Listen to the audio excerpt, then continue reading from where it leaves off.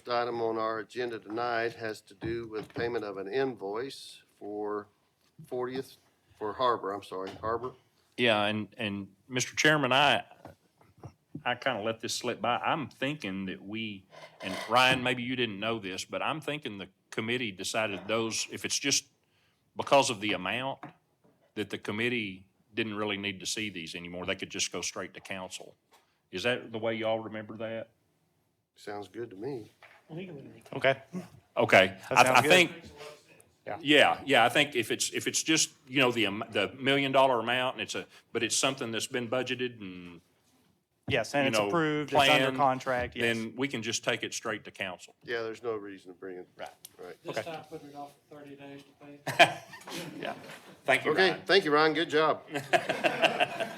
Item number 2 has to do with federal funding for what, Mike? Carbon reduction? Yeah, Mike Peters is there. Mike? Sam, can you pull up the presentation? So Hey, Jeff. we were notified recently about an opportunity for funding through a carbon reduction program.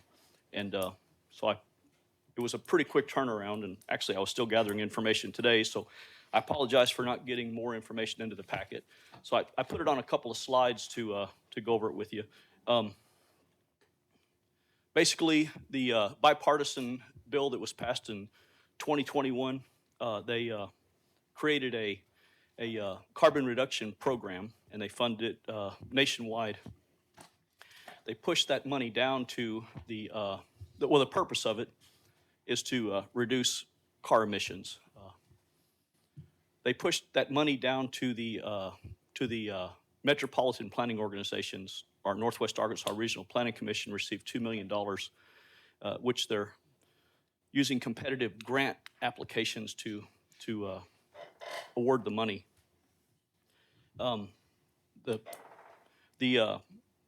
There's, I think, 4 criteria, and I have them here listed, that you can submit grants under. The traffic monitoring, the one that I'm proposing, that I'm asking you to consider, is constructing on and off-road trail facilities. And this would be for the planning and trying to come up with a trail that we can use. And I have more information here, but the other options are advanced transportation congestion management and street lighting. Those are kind of out of my purview. So only one of these fell within what I thought we could apply for under my position. What does that mean? Can you go back to that, the highlighted one? Sure. What does that mean, facilities? Do you know? Trail facilities? Well, speaking with them, it's the building the trails. So facilities includes the trail itself, Yeah. not just a building. Correct. Either on or off road. Yes, on or off-road. Okay. So- What are we looking at? What are we most likely looking at specifically if we get this grant? Do we have? Yes. So Oh, okay. I'm sorry. meeting with our active transportation committee, they're very focused on connecting east and west. And we have those plans in place, connecting Harbor Avenue over to Gutenson, which would be the Pride Trail. And we have the trail coming over on Watkins to Tyson Park. And the long-term plan would be to connect the Pride Trail over to where it connects with the rest of the system at Pleasant Street. And Watkins connecting over to Cambridge and on over to the schools. We want to look at, this is the Pride Trail. We want to look at where it ends at Gutenson, getting it over to Pleasant Street. And we want to hire a consultant to help us plan that, the best route, how we're going to be able to get there the most cost-effective and the least intrusive, and connecting things like there's an elementary school there, the facilities and amenities. So that would be one project. The other one would be getting where the trail would end at Tyson Park over to such things as Tyson Elementary School, Tyson Foods, Southwest Junior High, and connecting that over to where we can get it connected eventually to the downtown area and the rest of the trail system. So it's connecting from the overlay district and the project we're already we already getting designed or have designed at Watkins. Yes. Getting that further east. Both of these would take things that we have in planning or construction over to the east. Okay. We met with some consulting engineers, and we went over what they could do for us if we were awarded this grant. The minimum that we can apply for is $125,000. That would be a $100,000 grant with a $25,000 match. The minimum? That's or the minimum. maximum? That's the minimum. So we sat down and we looked at, if we were awarded this grant, what would that do? And they would assist us with evaluating the best routes, getting public input, some limited site surveys, some environmental studies, right-of-way research, and deed research. That's what this would get us to where we would be ready to go to trail design and construction if you guys are interested in us applying and moving forward with this grant. So it's application. a 20% match. Correct. So, and 100,000 is all we're gonna ask for? Well, I don't think we're ready to ask for anything further than trying to figure out what our plan would be. Okay. But the- What does that mean? What So, does that mean? so we get this grant, we do the study, and we come up with the best route. Then we could come back and ask for construction, or design and construction money. The federal government, I went and looked at, they have this planned out for 5 years with increasing funding each year. So this would be the first step in getting a route planned out to design. So it's kind of like the STBG money, the other money that we get through regional planning, in that you kind of get in the queue with design, and then you're eligible, you're more likely eligible for.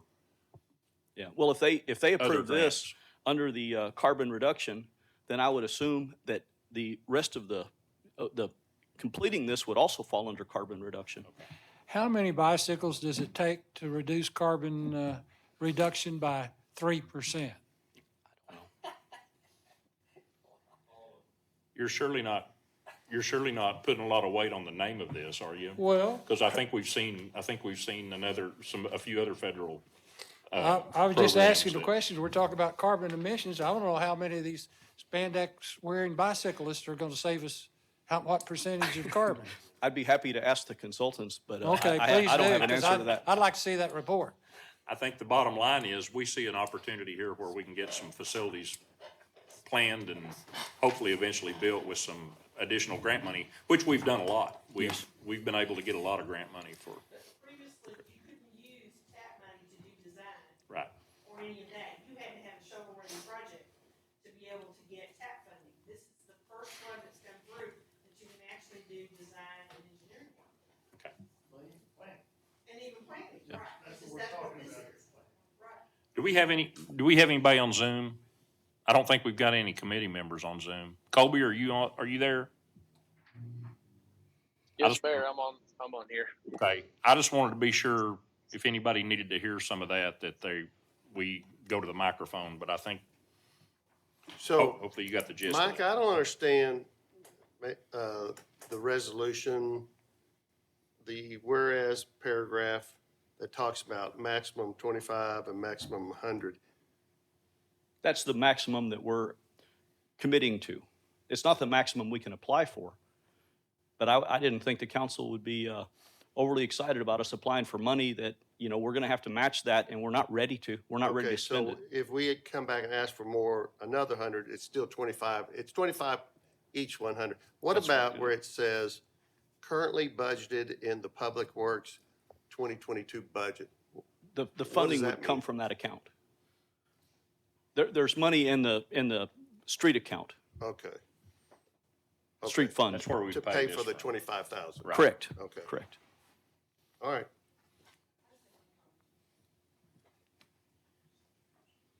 The region has been very successful over several many years not to turn back any federal dollars. And right now, we don't have a lot of projects that will qualify for this necessarily, and we're trying to make sure all of the money that's allocated to the region stays in the region. And this is the first time we've been able to ask for planning money and to help us get started, because those portions of the trails we've been working on haven't been designed. So either you gotta go with this and get 80% of the money to do it, or you gotta pay for the whole thing yourself. And so we thought this was a good opportunity for us to get some of the design money paid for. The rest of them we had to pay, the city did the full cost, okay? Any action? I move we forward this council's recommendation for approval. Okay, any further discussion? If not, all those in favor of that motion, please say aye. Any opposed, like sign? All right, thank you. Item number 3.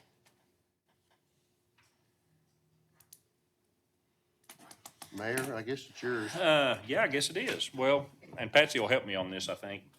We've been in discussions with RDOT in the future, 612, and as it builds and connects with 265, as it builds to the east and connects with 265, their plans for, or Patsy or Ben, I don't know, Ben or Ryan might want to address this too, but you've got a drawing, I think, and it shows, Page 10 in red. yeah, it shows where the, 15. shows those interchanges at both 265 and at Thompson as 612 builds to the east.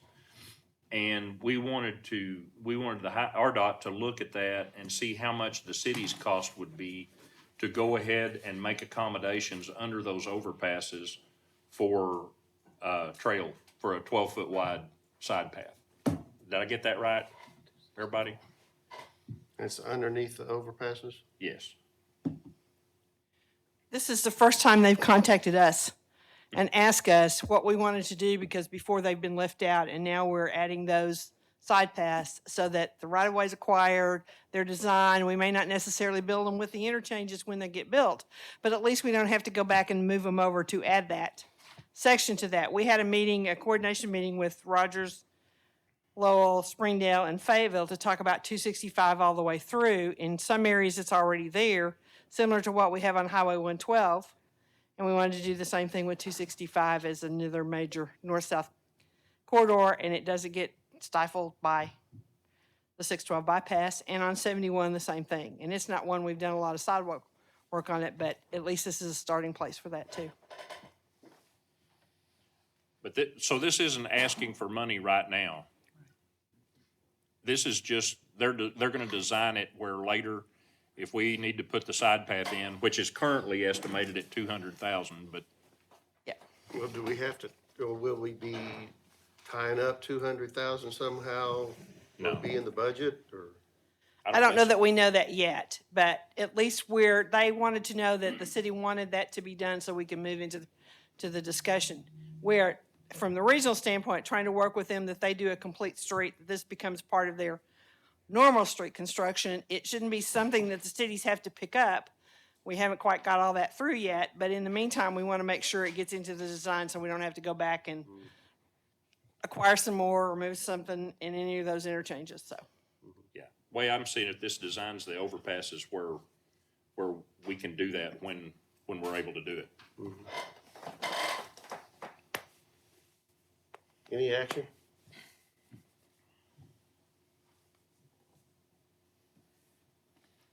I think the highway department will need this resolution so that they'll move forward with the design that way, yeah. I'll make a motion that we forward the resolution to council with recommendation for Okay, any further discussion? All those in favor of that motion, please say aye. Any opposed, like sign. All right, thank you very much. Number 4, authorize a resolution authorizing the sale of property to Leisure Homes on Mccullough Drive.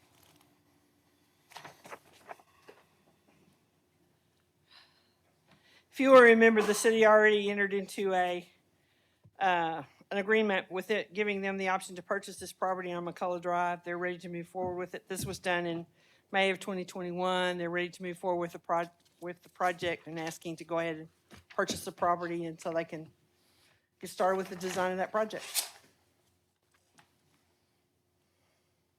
this is the project that I think Dusty Graham made the drawings for. Yes, yes. Yeah, we had the elevations, looked at, Tom Imbaugh's involved, Leisure Homes, Casey's here with the CDC. It's a good group going together, but it takes a lot to get one of these projects moving. They've been working hard. They're ready to move forward. We, just to refresh the memory, we had actually initially talked about the city donating the land if that was possible, Right. but it really wasn't possible. And so a group came forward to actually purchase the property, and then they're putting it back in the project. Correct. Yeah.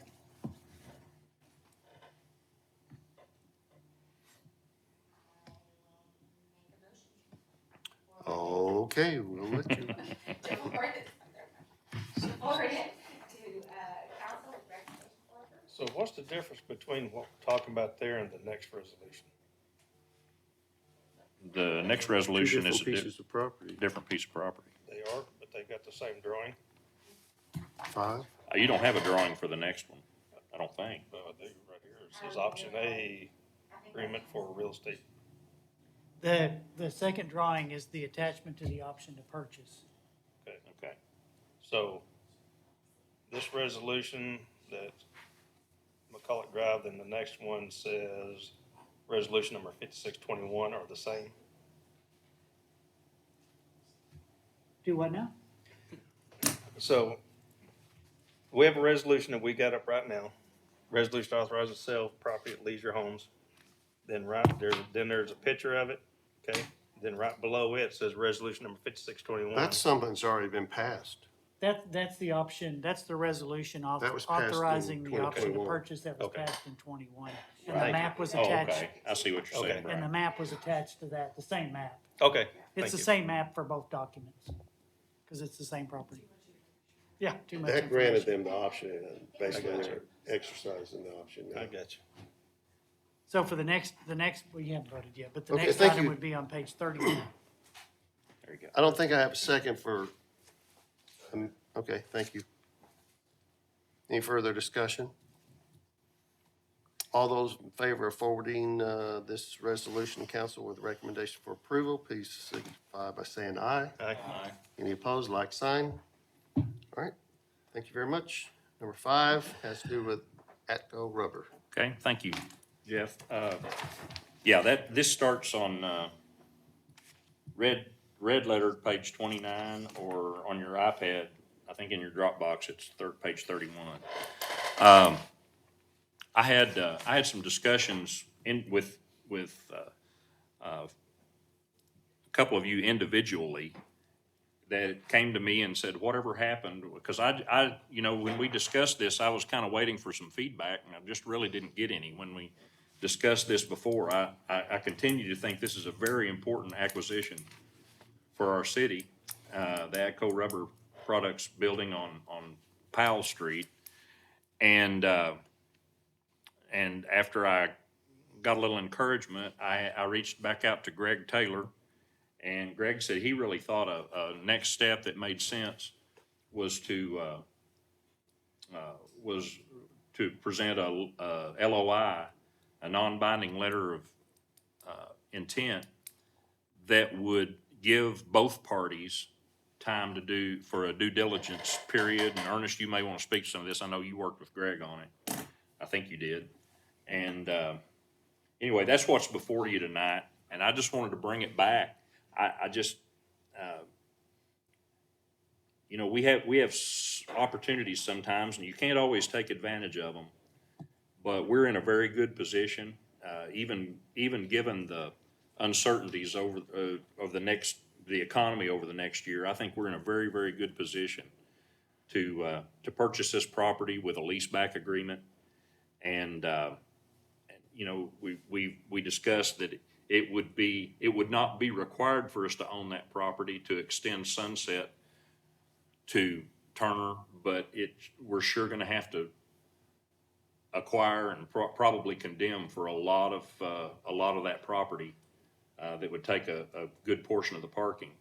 And that's just going to be so much simpler, and I think eventually cheaper if we own it. And not to mention what else we can do with the property and how important it would be and what an asset it would be to own the corner in front of our airport. So that's why I'm bringing it back, and we're keeping the same purchase price in there at 2.475. That's what it appraised for. I think this appraisal now is probably about 2 years old.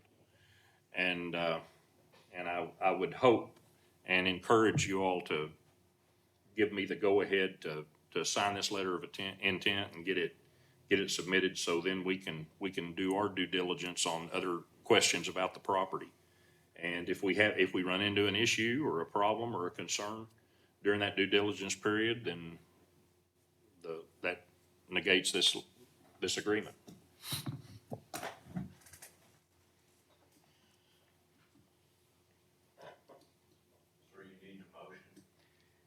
Well, we would bring a resolution. We would bring a back. resolution back, but we could bring If it we back, got to that we point. could bring it back next Tuesday. I just need some direction. So if you wanted to forward this pending a resolution that would be it could be in your packet at the end of this week, then you'd have a resolution to vote up or down next Tuesday. So what if we did do this and the appraisal is at 2.475? If, I don't know, later on down the line, because I'm not familiar with this LOI, the appraisal dropped. The way we're looking at it, we've got an appraisal. I would be shocked if the appraisal dropped. But, because we've seen a lot of escalation in the last 2 years. Now, it may correct some, but I don't, I think the way the world looks today, if we can get a deal for an appraisal that was done 2 years ago, I think we're gonna be sitting pretty good. Mayor, do you remember what the concerns were?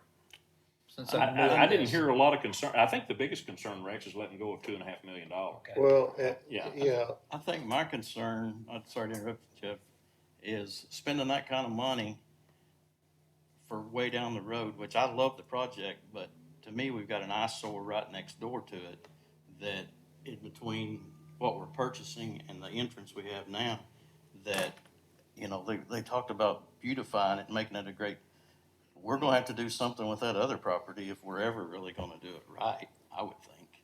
And then we're just Yeah, talking more money. You're right, and I think, but there may be, you know, there could be a lot of things happen with that other property where we can't control it. But I think you need eat an elephant one bite at a time, and that's kind of what I think it's, especially, we've got a couple of other things working here. We've got the project, I think you all agreed would be a good project to extend Sunset from Turner to Powell. The other thing we've got working is that we've got a school, Jones Elementary, that's going to be completely rebuilt back behind the existing school. So that's going to drive properties in that neighborhood as well. And Patsy, without going into any detail, I think you can confirm, and we've talked with the council about some redevelopment plans in the residential in that area. So I think we're gonna see, Brian, I don't think the possibility of this going down is really gonna be a concern. I think the thing, and I know Mike brought it up, I think spending $2.475 million for something that is out in the future, it does give you a little heartburn.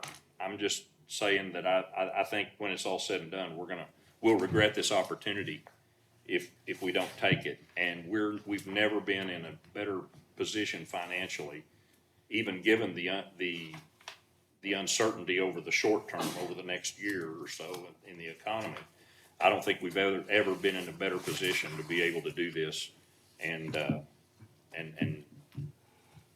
well, I think I feel safe asked about it. Mayor back when we were discussing it before, whether or not, I mean, you know, I'm certainly in all for trying to buy as much land around the airport as possible, but I asked the question then, would we be tearing down the building or would we be keeping the building? And I think the answer I got was we'd have to keep the building for something. I don't think, so I mean, that's part of the 2.4 million is the value of the building. Yeah. So then I asked, well, what would we use the building for? And that's the one I don't think I got a very good answer for. Well, I don't think I have a very good answer. Right. Yeah, So- I don't know. Yeah, But I know that I know that that property, controlling the property at the front of the airport, at the corner of that airport, especially if we're building a new entrance and extending Sunset, I think that alone justifies the purchase of this building or these buildings. It's really two buildings kind of connected.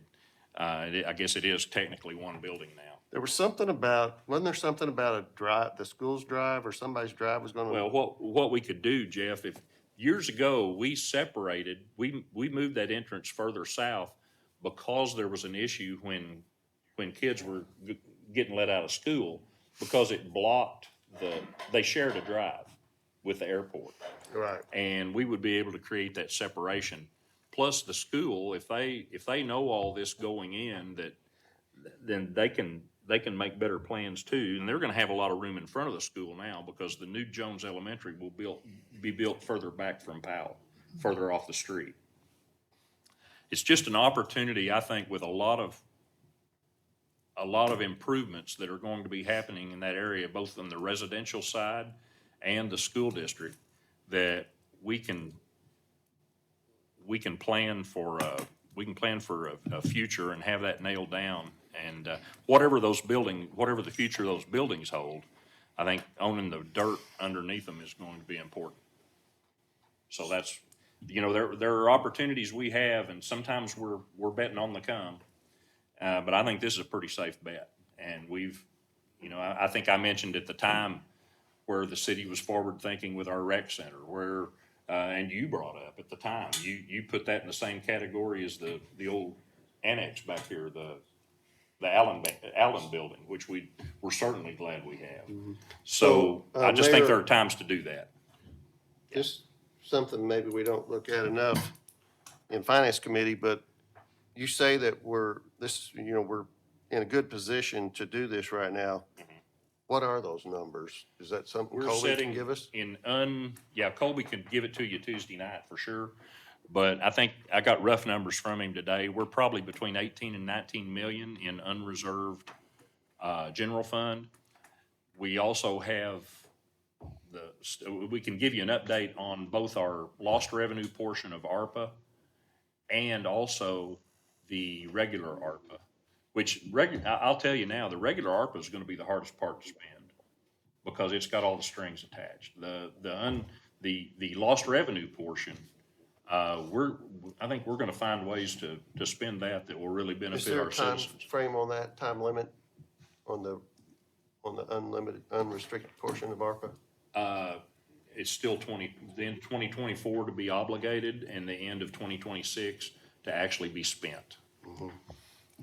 And by obligated, I've said it before, that doesn't mean just having it a line item on your budget. That means it's got to be contractually obligated. So there's no way to purchase this property without the potential 4-year lease? Are there restrictions on that lease, Ernest, yet? As far as, I don't think we've drilled down quite that. I think that would be part of the due diligence period. I think obviously there would be a way we could get out of that. We'd need to be able to get out of that lease if something came up sooner.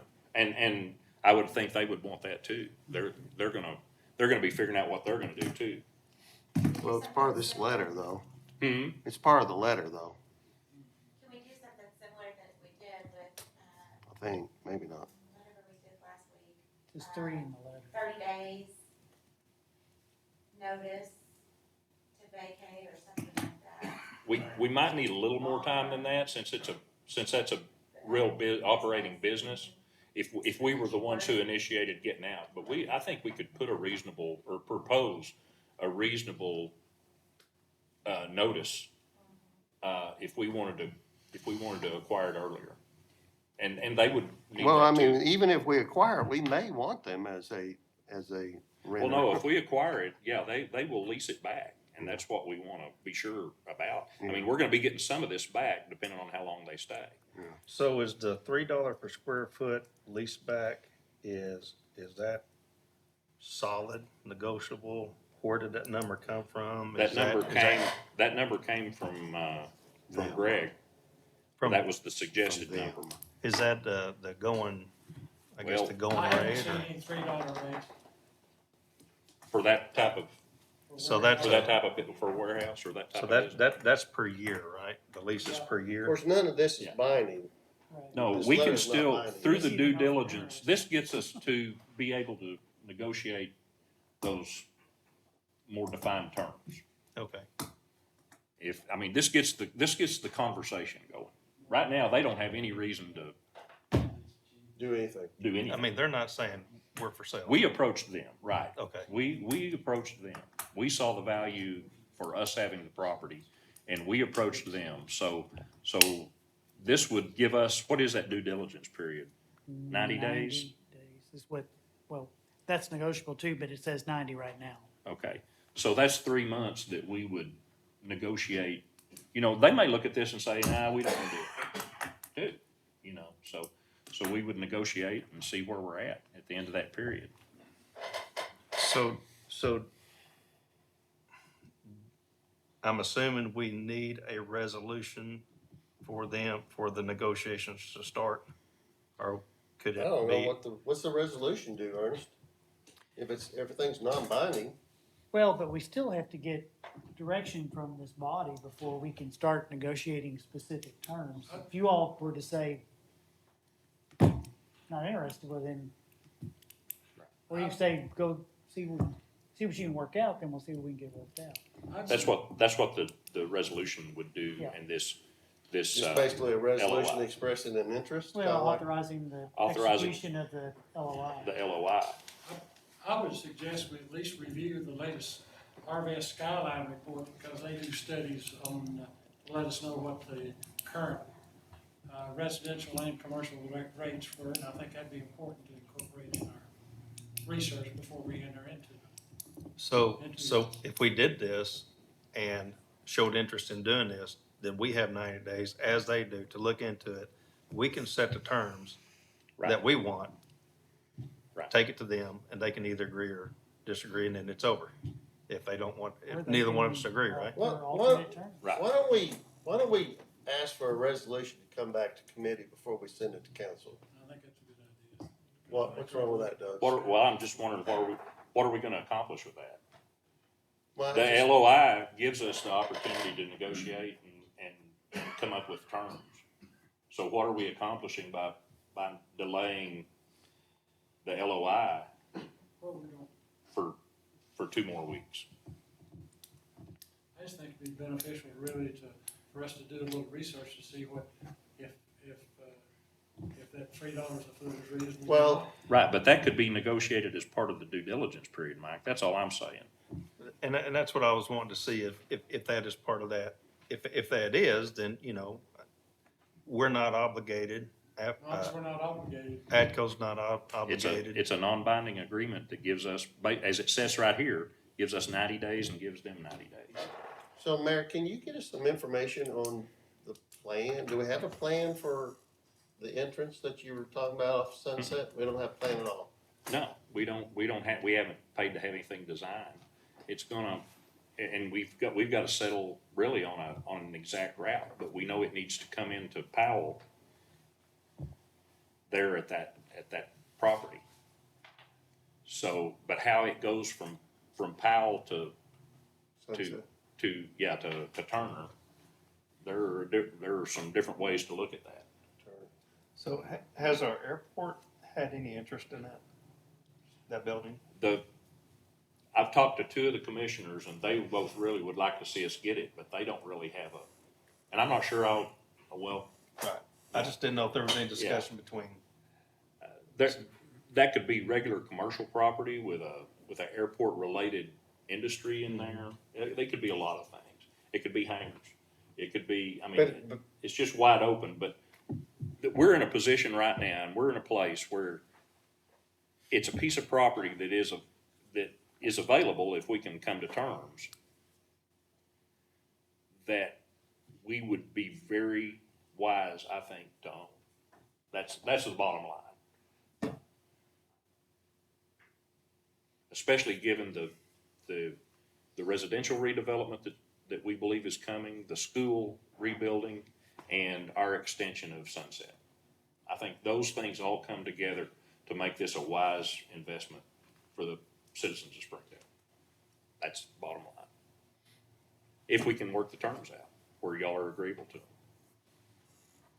I don't have a problem with going into a 90-day negotiation to see where we're at. When would the- Non-binding. Thanks, Brian.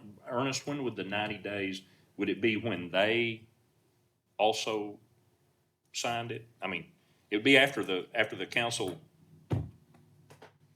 approved the resolution next Tuesday, but when would the 90-day clock actually start ticking the way this is written? I think once it's signed by both By both parties? parties. Okay, But Pretty they much to could- the we end could of the do year. this and they could say no. Actually, after that's that. true. They may not ever sign it. Yeah. We don't know that. Mike, in 90 days, could you find out what you want to know in 90 days? Well, I was suggesting that Ernest be able to research it since he's drawn up the contract, but certainly the skyline report would be one good, Yeah. reference point, because that's. That would be something that'd be done during the 90 days. And we Yes. could, we could sure do that, That's- Mike. Yeah. Because that's, I think that's important. Yeah, Because we just need some factual research. Right.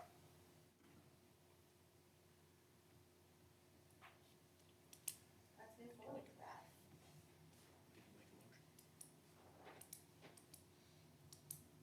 I wasn't sure if you did or not, Mark. I thought you. Oh, there you go. So I do have a couple of questions. Looking at this, it looks like we're going to be getting back over a 3-year period, over $500,000 back.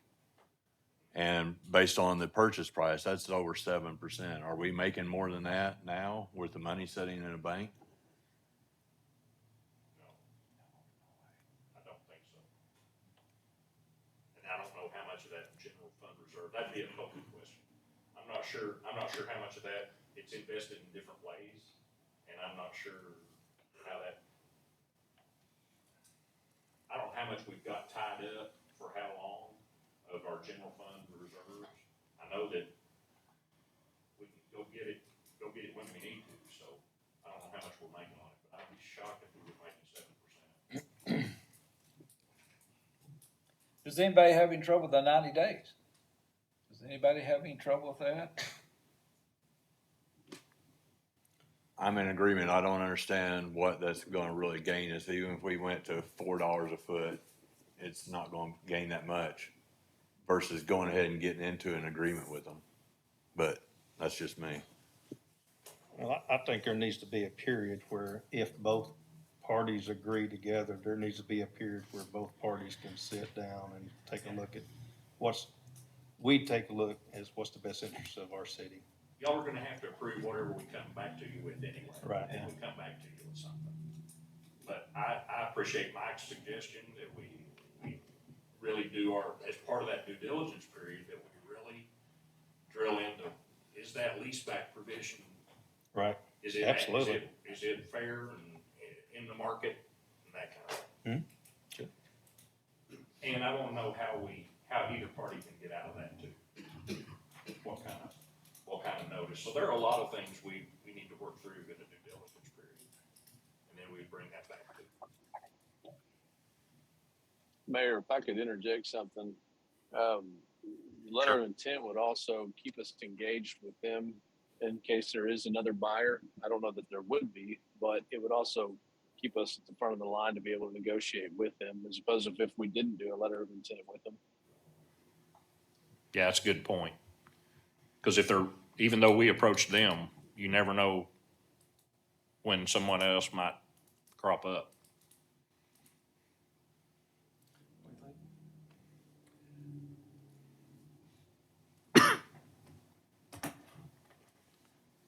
So is a letter of intent, is that basically the same thing as first right of refusal agreements? Are those legally binding? What do we need the building for? The interest on both parties' part. What are we gonna do with that building? They have to do exclusively We're with paying us. $2.5 million for a piece of land.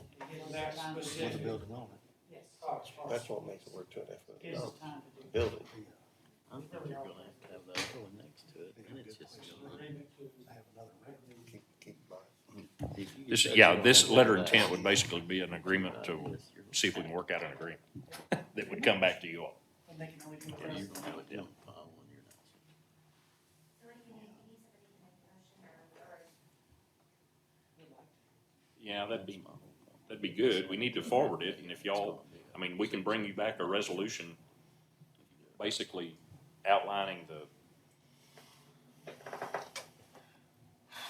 the approval of me signing the letter of intent, and then we'll see what happens from there. Why don't you just make a motion forward to council without recommendation, Amelia? Then we can have the resolution in your packet. Well, then I'll make a motion that we Request a resolution request a to be brought to resolution council. with a letter of intent, on behalf of the property. Right. And to be forwarded to council and the Requesting a resolution, correct? That's correct. All right. Any further discussion? All those in favor of that motion, please say aye. Aye. Any opposed, like sign? Thank you. All right, thank you. Item number 6, Brian Powell. Yes, sir. Thank you, Mr. Chairman. You're welcome. Like at home, Mr. Chairman, Mhm. Chairman Watson. So, just bring up discussion, similar to what we did last year. We all know about, our ARPA funds. We know we have considerable amount of money there. We all know that in our lost revenue, which this would, come out of. And Kobe, if I say this incorrectly, please correct me. I think we have just a little over $4 million in our lost revenue. And the lost revenue portion of it. Yes. So I asked Kobe to look in this for me, and our finance people look into it, to give $1,000 to our full-time employees and $500 to our part-time employees like we did last year, using lost revenue. That number comes out to be, total number comes out to be about $593,000. You tack in the FICA, and it's at 638. That would, if our lost revenue is at 4.4 million, that would take it down to 3.76 million in lost revenue. As the mayor alluded to earlier, we have this money, we have the availability to use this lost revenue.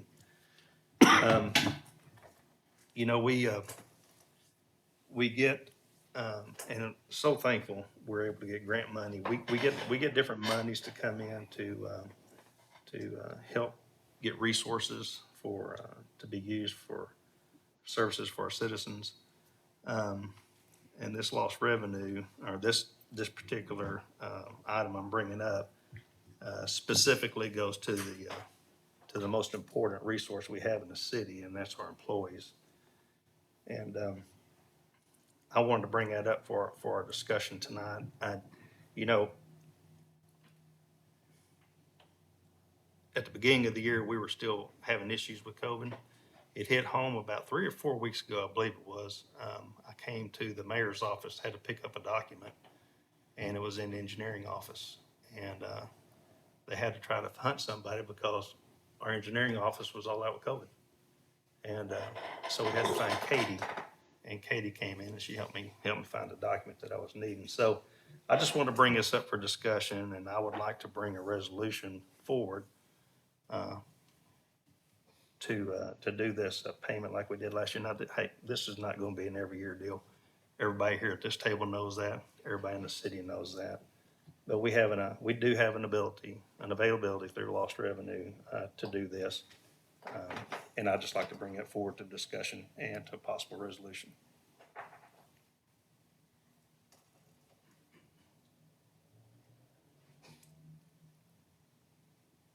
I don't have a problem doing that, Brian.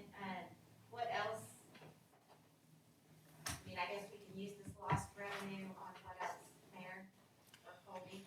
Well, I mean, this Colby, I'll go first. I know that one thing we were using this for, I mean, we can pretty well use it up over time on first responder salaries. Remember, we did that.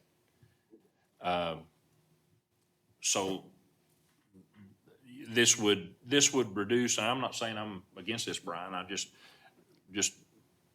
information wise, this would reduce the amount of time we're able to do that, which impacts which would negatively impact how much we're gonna be able to put back into our general fund. You know, as we offset salaries that we would normally be paying out of our general fund. Colby, do you have anything to add to that? Yeah, Mayor, it was kind of cutting in and out, so I missed some of that conversation. But the original ARPA funds are going to be the most difficult to spend. There's a lot of federal procurement guidelines if we want to build anything with it. When we can move it into lost revenue through their calculation, that money becomes a lot easier to spend. And these bonuses can only be spent out of lost revenue. They can't be spent out of the regular ARPA funds. So we are using what's the easiest form of ARPA to use when we do this.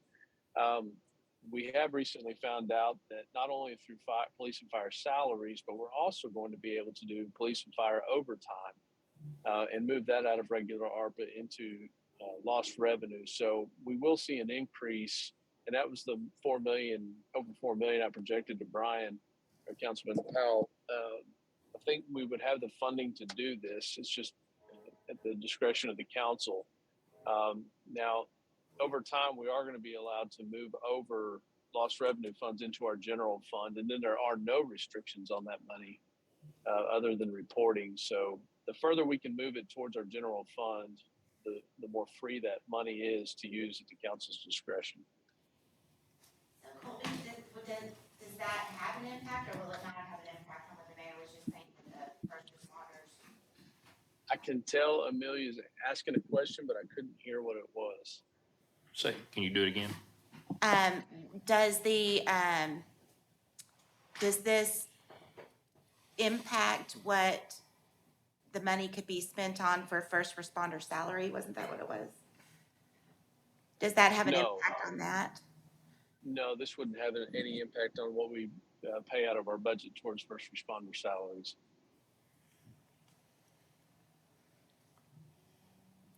That's going to come. That's one of the top line things that's going to come out of once we have our revenues projected and we present the mayor's budget to you. That's one of the first things that's calculated. So this money won't have any impact on us paying first responders.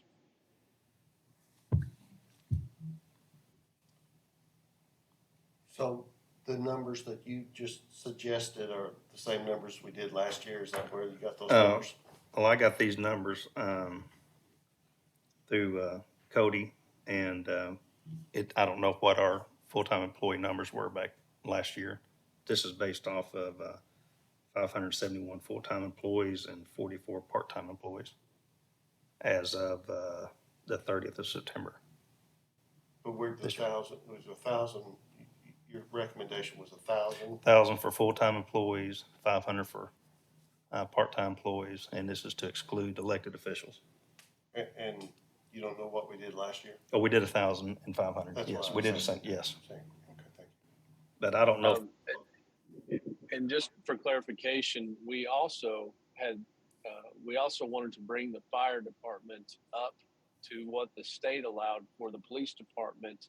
So last year there was more money included because we were trying to even out the fire department's compensation that the state gave the police department. So that's not going to be included in this number. It wouldn't be necessary this year. So that's why it's less than what we did last year.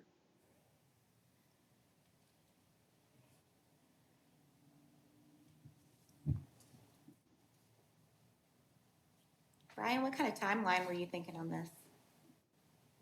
Like, when do you think, I know last year I was like, I want those bonuses before Christmas. I think that's important for them. Do you think this needs to be something that's done? The reason Right now? I'm bringing it up now is it can be done by the end of the month. It can be done by 1st of November, but it's done away from budget time. We can concentrate just on budget time.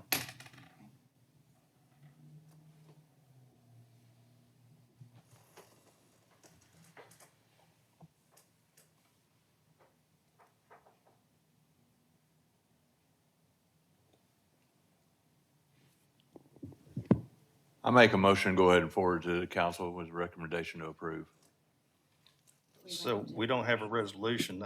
Can we, Well, then propose we get a resolution made. Bring a resolution to council bring a Yes. resolution to council? with those numbers reflected. That's correct. Yeah, okay. We can do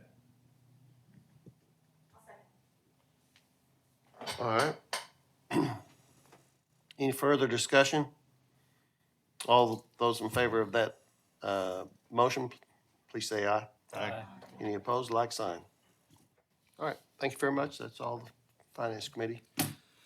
All righty, I'm gonna open up the Police and Fire Committee. We have one item before us. Chief Gamble is here.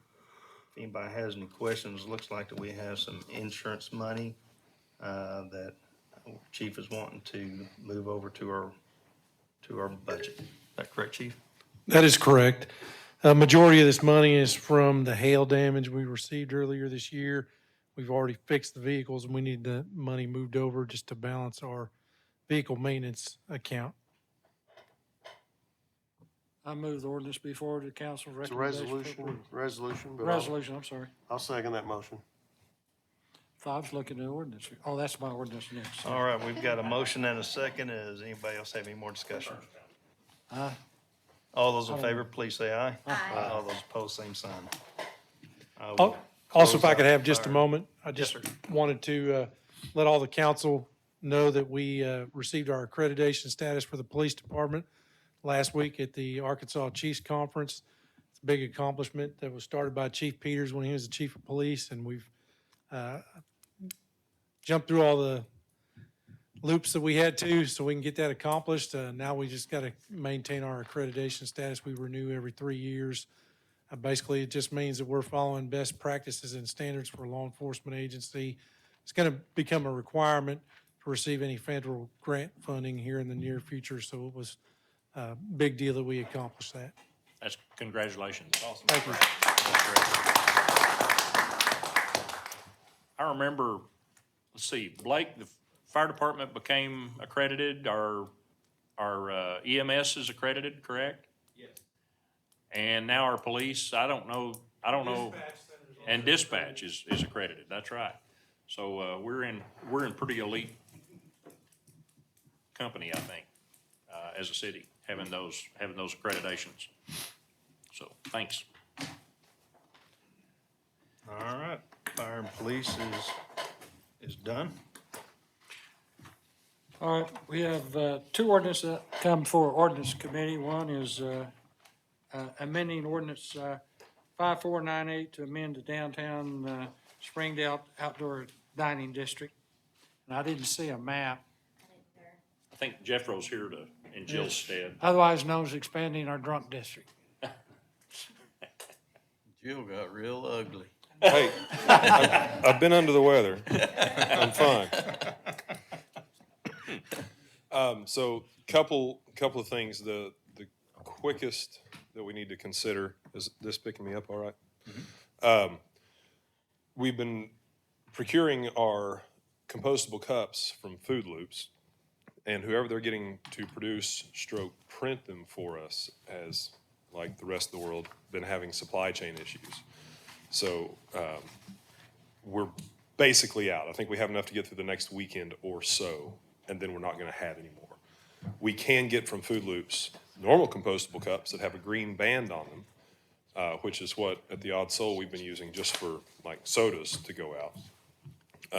And we'd like approval to switch, at least temporarily, to using non-branded disposable cups, rather than having the hexagonal outdoor dining district logo on them, just these green banded cups.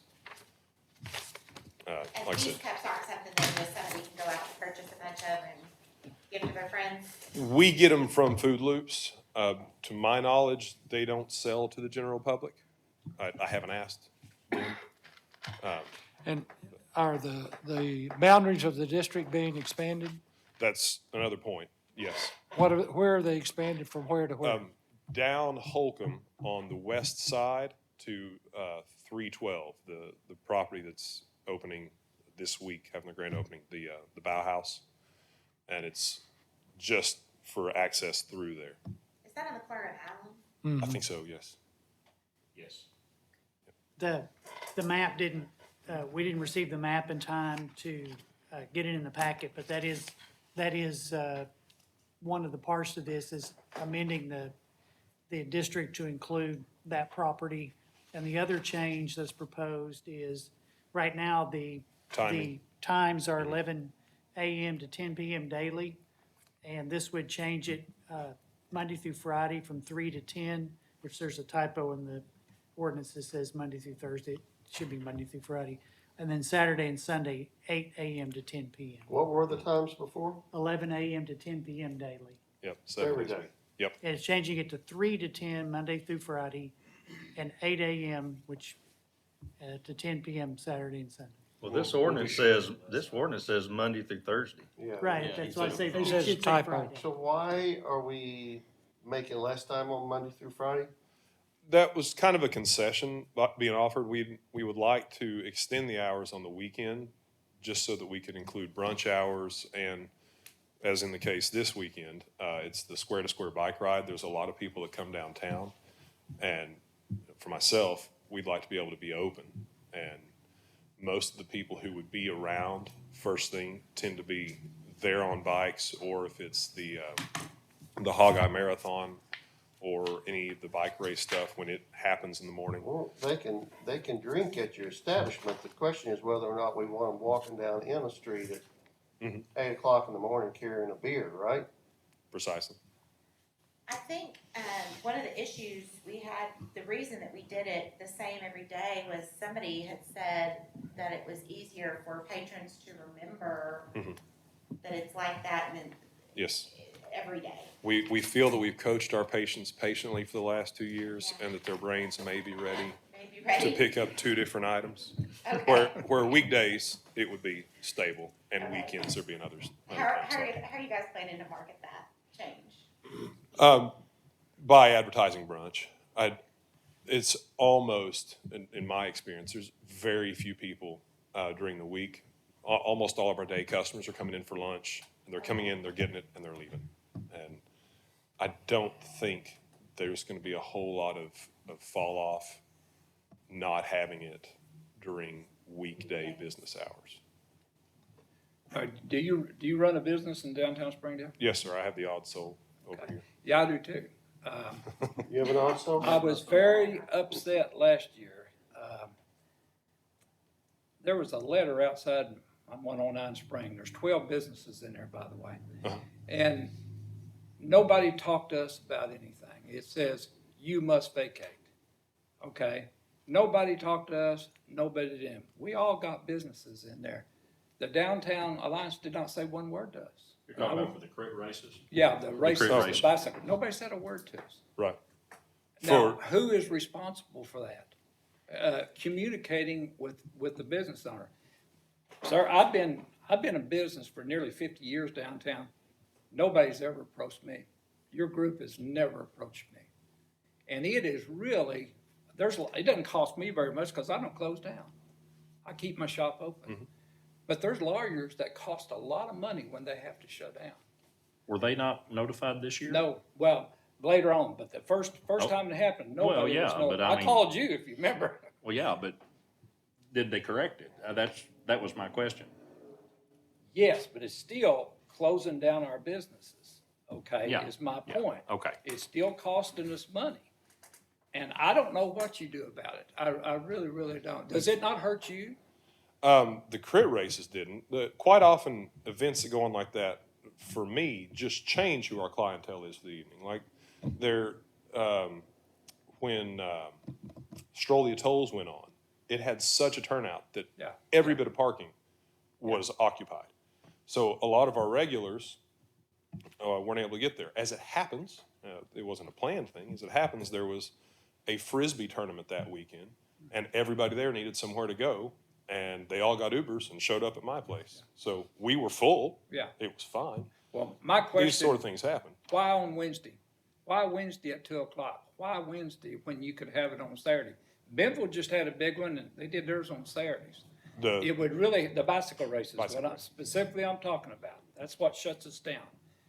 Why can't you have it on the weekend? Why does it have to be Wednesday at 2 o'clock. I don't understand. I think that probably goes back to the organizers of the bike race, the Criterion Series themselves. I couldn't speak to that. I don't know. Okay. But I understand. This past Wednesday, the DECA clubs from the high schools all over the state were downtown. Now, I don't mind some, I really don't. We did. But it's Wednesdays that. Well, that was on a kill our Wednesday. business. That was on a Wednesday. That was Wednesday, And- okay. And there were 450 high school students Yeah. that a lot of us weren't prepared for. You're Similar issues. So, to your point, it's communication. That- With all this construction, which I ain't got anything against it, it is hard to stay in business downtown. You know it. You know for a fact. If you run a business down, it's tough. We don't need anything distracting us. We don't need to be closed on Wednesdays. We really don't. Something, I don't know your organization. Like I say, I've never been approached. I've never talked to anybody in about 50 years, you know. And a lot of people in that business, 109 Springdale, nobody knows. They've never been approached.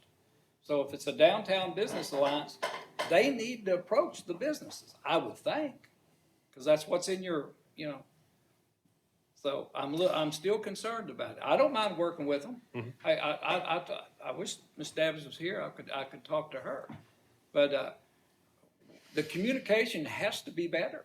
It just has to be, and you can't cost us money there on 109 Spring the way it's been done. So I mean, I just need to talk to her. I wish she was here tonight. But I'm not getting on you. I'll certainly You run a business. You know how hard it is downtown. I'll certainly run at the flagpole. Okay. And guess that's something that we have said as well, that there could always be more communication. Well, and Thank you so much. Rex, Yeah. I do believe that there's a business Facebook page that they share information like that with each other, where they communicate. There's newsletters, they meet. I know the Downtown Springdale Alliance, there's several business owners that meet. There's a Facebook page specifically for the downtown business owners, I believe. I'm also the secretary of the Downtown Business Owners Association. Can I show you what a redneck am? I don't do Facebook. Well, which is fine, but maybe there's a way to take that information, make a hard copy of it, and distribute that to those who don't. It We might be a just want to good be solution communicated with. to That's that all we problem. want. That's all we ask. We have invested a lot of money downtown. I have. A lot of people have. We just want To not be out of the If something's loop. gonna happen, come and tell us. But don't put a deal out there, because mostly if you can ask me to do anything, you don't tell me to do nothing. But that's exactly what happened, you know? And, so anyway, thank you for listening to me. Heard. Yeah. Heard. Was there a change in here about the cups? I don't think so. That was just something I needed to Oh, okay. add in, if possible. I don't know, guys. I thought we were pretty fair with 11 o'clock in the morning.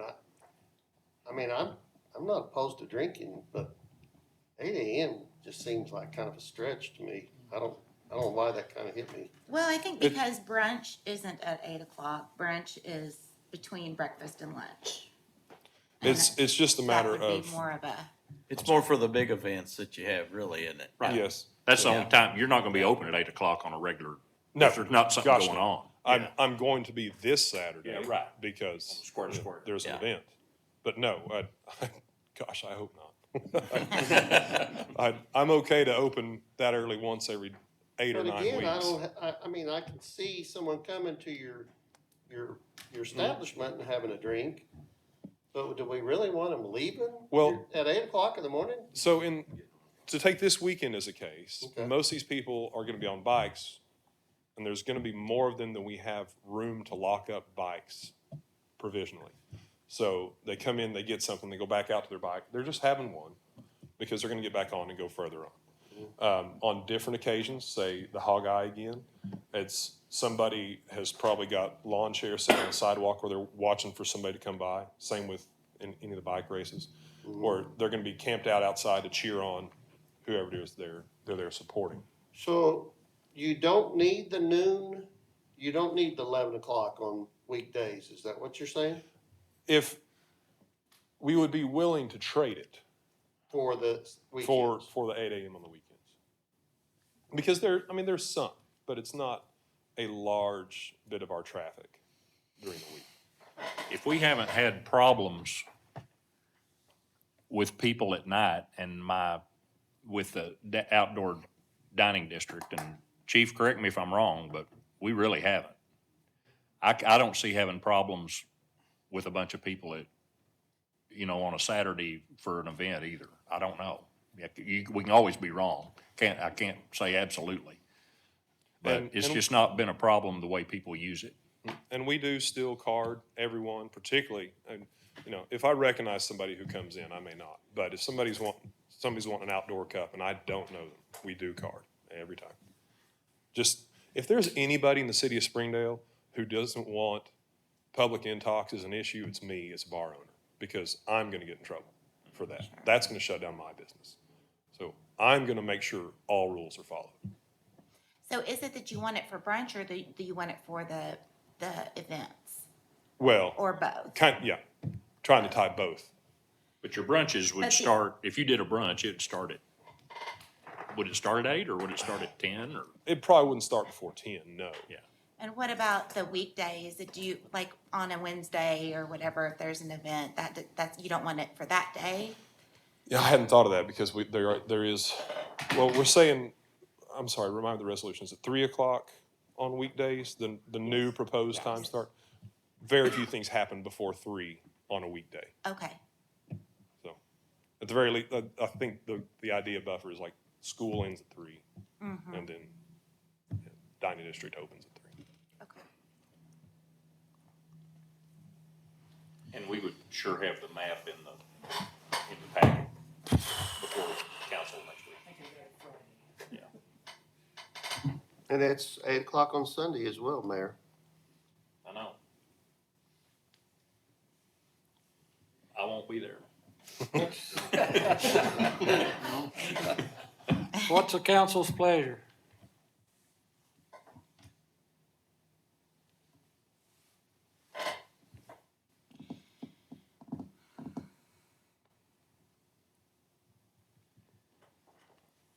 We started this as a kind of a trial thing, and it ran a trial period, and there were no issues, so y'all approved it to go on, and there's still no issues. I think this is an adjustment, a request for an adjustment of some hours and expanding the district to meet to where it goes to where development of new businesses has been. So Are the cups just temporary? Is that what you were saying? Yes, Are yeah, you- that was just an Cups emergency are not issue. part of this, though. Right. I see that. And you said the boundary is just extending there to Allen, And only on the Holcomb. west side. and only on the Of west Holcomb. side? Okay, I move ordinance forward recommended for approval. I'll second. Okay, is there any further discussion? All those in favor, please signify by saying aye. Aye. Opposed, same sign. Okay, the next, Aye. you were kind of slow, okay. So duly noted. The next ordinance we have is an ordinance amending chapter 2291 of the Code of Ordinances of the City of Springdale. And basically, Mike, it's just adopting the National Electrical Code, is that not correct? Correct, following the state. Move the ordinance before the recommendation for approval. Any further discussion? All those in favor, please signify by saying aye. Aye. Any opposed, Mr. Watson? Aye. Then the ordinance be passed to council for recommendation for approval. End of the ordinance committee. all right, we have a committee of the whole. Amelia has brought Yes.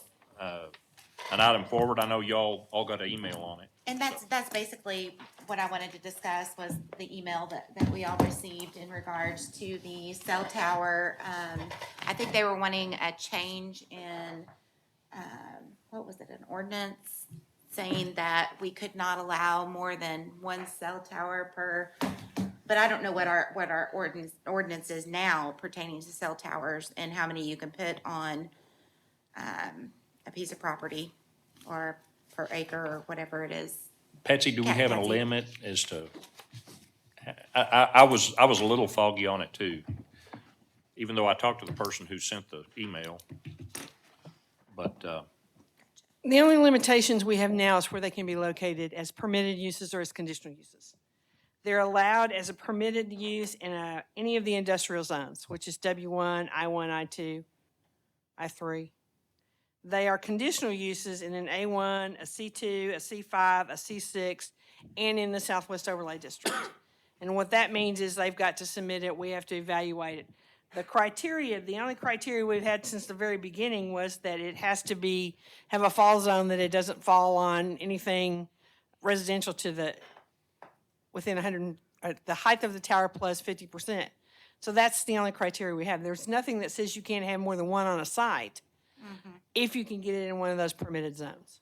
But the property owner has to be the one that wants to put it there.